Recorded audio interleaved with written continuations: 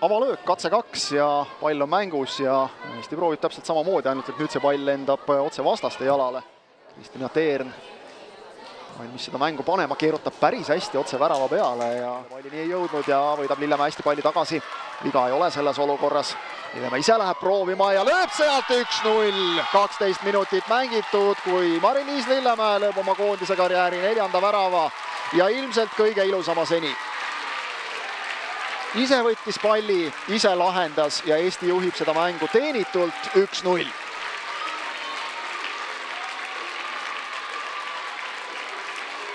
Jumal tänatud, et meil ei ole varri ega midagi, et seda asja ei saa siin üle vaadata. Kohtunik lasi seal mängida ja selle kiitmise peale kohe keskväljal.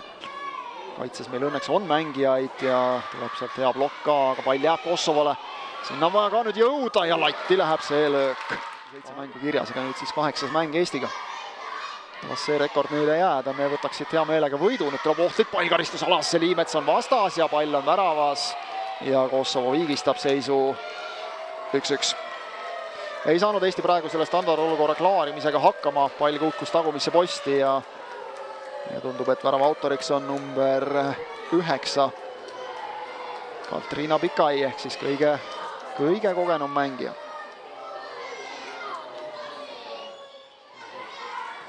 Purgatsil ruumi nüüd, ootamatult palju rünnakul ja hästi seal Purgats läheb ise löögile ka, lööb teravalt ja Mehmeti on hädas selle tõrjega, aga saab teise palli kätte. Natukene paha eksimus jälle Räämetit. See vastase jalale sööt paremasse äärde ja kui Kosovo vastu tuleb, siis nad tulevad kiiresti. Kui sa tahad algkoosseisu kohta saada, siis sa pead hea olema ja samas see on selline väga hea sisemine konkurents. Jälle oigus nüüd Liimets eksib pahasti, sealt tuleb 2-1. Sealt tuleb 2-1 paraku 41. minutil ja selle värava ehitab Eesti endale nüüd küll 100% ise.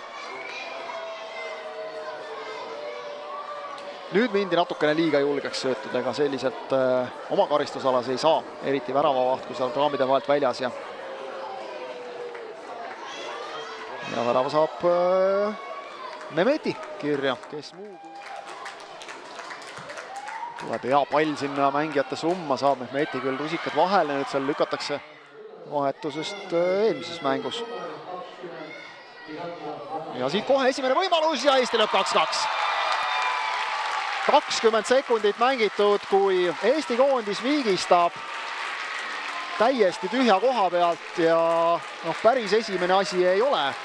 Tolgatšil pall võrgust võtta, tõrje sai ka teha, aga tõesti, Kosovo esivärava vahetati sisse ja võtab kohe palli võrgust. Anette Saleile jällegi keegi muu kui Teern annab ja annab väga hästi ja sealt on võimalus, aga lööb otse sülle väravavahile ja ei ole ebaloogiline, et Eesti koondis on tegemas veel 2 vahetust, aga vaatame enne selle rünnaku ära ja selle tulemise ja see tulemine on päris hea värava ette pall, aga sealt klaaritakse uuesti värava ette, aga saab selle nüüd abikohta ikka juba vaatab üle õla, et kuhu sa lähed nii kaugele. Aga hästi viskab Teern. Pall jääb sealt veel lahti natukene. Kaugelt löök ja see kerdub kaitsetesse, tuleb sealt veel Treibergilt varbaga lükkamine ja kas seal oli nüüd kaitse jalg vahel. Lillemäe mängib hästi siit jooksu peale Teernile. Teern saab lüüa, aga nüüd oli näha, et Teern on lihtsalt väsinud juba natukene seal samm allapoole. Viimased 5 sekundit loeb väljakul nii häälega, kui ka näitab sõrmedel. Kaugelt nüüd löök ja Liimets peab sekkuma. Nüüd minema pall juba karistusala suunas, seal pole enam väga kaua aega sättida. Aga ei, 3 lisaminutit saab täis ning Eesti ja Kosovo lepivad 8 omavahelise mängu jooksul esmakordselt 2-2 viiki. Mari-Liis Lillemäe minu juurde jõudnud lõpuks 2-2 viik, alati esimene küsimus, et kuidas sa tunned, kas rahulolu viigipunktist või jääb natukene kripeldama see, et oleks tänasest mängust tahtnud enamat? Selles mõttes rahulolu, et ma tunnen, et edasiminek võrreldes eelmise mänguga, aga jah, ikkagi oleks tahtnud seda võitu, aga positiivne on see, et me lõime täna 2 väravat, et eelmine mäng ei suutnud siis selleni väravani jõuda. Algas see mäng väga hästi juba enne sinu väravat tegelikult. Kas see oli treenerilt, et üks selge sõnum ka, nagu sa mainisid, et eelmises mängus meil rünnakud just ei jooksnud, et proovime täna natukene aktiivsemalt? Jaa, kindlasti meie üks eesmärkidest oli ründekolmandikul ka teravamad olla. räägi see oma värav natukene lahti, pealt näha lihtne, võtsid palli ära ja lõid sisse. No selles mõttes tegelikult oligi lihtne, et mängisin lihtsalt lõpuni, nägin, et mul on palju ruumi, mõtlesin, et proovin ja läks hästi täna. Kas sulle endale ka, peatreener, arvestades, et sa oled kogenud mängija, eriti selles koosseisus, andis kohe selle juhise, et võta, tee, ole aktiivne? Ma ütleks, et ääremängijatel pigem on alati selline ülesanne, et ääre pealt, kui sa oled ikkagi vastase kolmandikul, siis proovid murda, proovid neid olukordi tekitada, et jah, ma arvan, et see on selline kõikide ääremängijate ülesanne.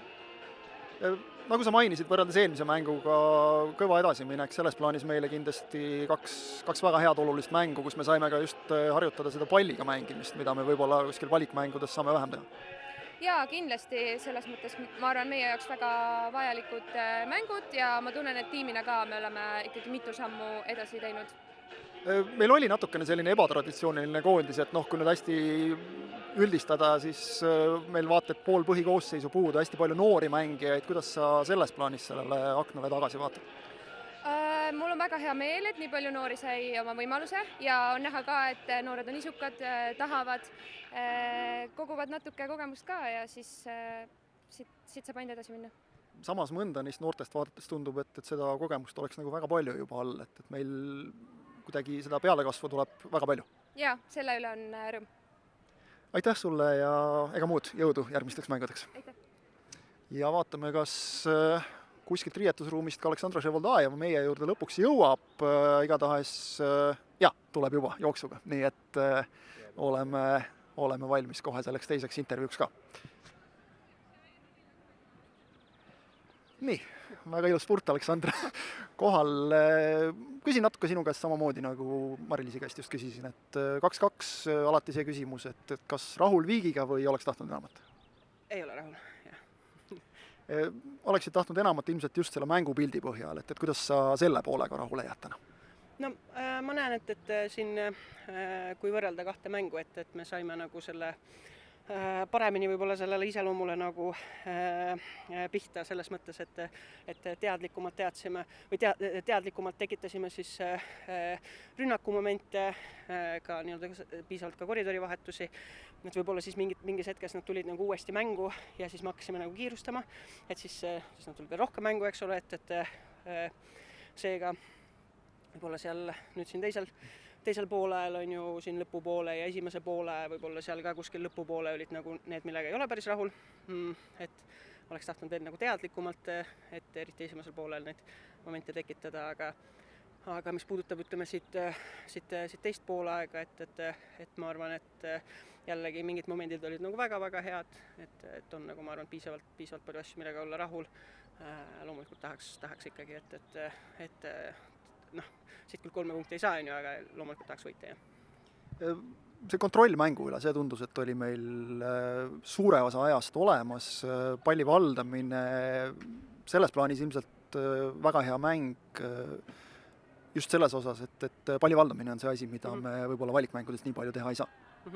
No nii on, et ega ütleme nii, et ega meie eesmärk ei ole ka see, et me tahame palli vallata lihtsalt palli valdamise pärast, et me tahaks nagu läbi selle tekitada siis võistkondliku mängu on ju just nagu, kui meil on ju pall, et siis sealt leida loogilisi käike selleks, et lüüa väravaid, et lihtsalt palli hoidmise pärast, et seda me nagu ei taha, et eks see nagu mingil määral selline nagu protsess on, et koondisega, et saad paar kordust, on ju, võib-olla karistatakse ära, võib-olla ei karistata ära, ja siis on jälle nagu pikem paus ja siis alustad nagu uuesti, on ju, et sellist nagu järjepidevust on nagu raske nagu saada, aga ma usun, et selle aja jooksul, mis me nagu oleme nagu toimetanud, et see mängupilt läheb meil kogu aeg nagu paremaks, et me suudame nagu veel paremini nagu momente ära tunda ja ka täna ma arvan, saime 2 väravat küll löödi, aga ikkagi, et eesmärk on ikkagi veel rohkem on ju leida momente, kus me saaksime olla ohtlikud, kus me tekitaksime neid ohtlikke momente,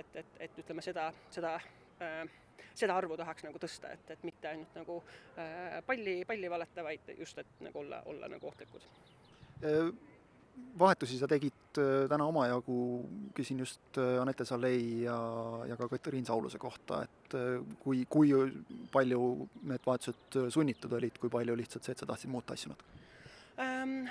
Saulus ja Salei selles mõttes et neil, neil kõik hästi, et tahtsime natuke roteerida ja tahtsime, et Emma kutsusime küll natuke hiljem on ju trennidesse, aga trennides nii hea nagu ütleme mulje jätnud ja väga hästi olnud nagu asjades sees, seega tundsime, et ta nagu peaks saama ja pluss hästi võitluslik mängija ja kuna vastane selline nagu hästi tugevalt nagu sellist 1-1 olukordasid nagu mängis kaitses üle põhimõtteliselt terve nagu välja, ütleme, kui me ülespoole nagu saime, siis teadsime, et Emmale selline mänguiseloom ka sobib, on ju, ja Anželika tahtsime ka nagu sisse saada, et noh, ta on küll noor mängija, aga teame, et ta on ka päris nagu võimekas, et seega tahtsime talle ka nagu anda siin, tal eelmises mängus ei olnud nagu võimalust nagu meil teda mängitada, sest et tal oli väike mure nagu säärtega, seega see oli jah, selline nagu jah, ütleme, sunnitud vahetused olid täna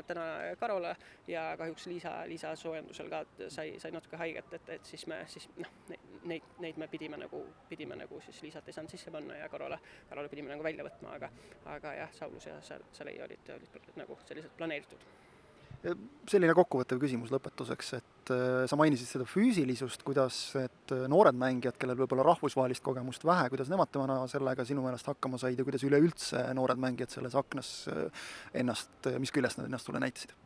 Tead, no ma ütlen, et igal juhul on nagu see, et praegu meil see iga kord keegi seal seda keskmist vanust või keskmist mängude arvu meil seal nagu mainib, on ju, ja arvestades nagu kõike seda, et me oleme ikkagi nagu päris nagu, ma arvan, heas kohas, kust nagu juba nagu me näeme ka nagu mingites väravates ja asjades, et nagu mingid momendid on ju toimivad, ja see nagu see et selle üle on nagu hea meel ja me peame nagu arvestama, et praegu väga paljud nagu kandvad mängijad ongi on ju seal 2005 või 2006 on ju sündinud, et 2007 on mõni on ju, Liisa Männist on 2008 sündinud, et selles mõttes, et kui need mängijad on nüüd järgmised 10 aastat ilusasti jalgpalli juures, siis need mängud, mis nad saavad nagu praegu ja on nagu ainult nagu selles mõttes see fundament nende enda nagu karjääriks ja oluline on see, et nad jääksid nagu jalgpalli juurde ja nad esindaksid Eesti koondist on ju siin järgmised on ju veel 10 aastat selleks, et me astuksimegi neid samme edasi ja et meil ka noortekoondistest tuleks nagu siis samamoodi nagu neid ütleme potentsiaalikaid nagu mängijaid, aga et peab olema jah kannatlik ja andma nagu minu meelest nagu noortele võimalusi.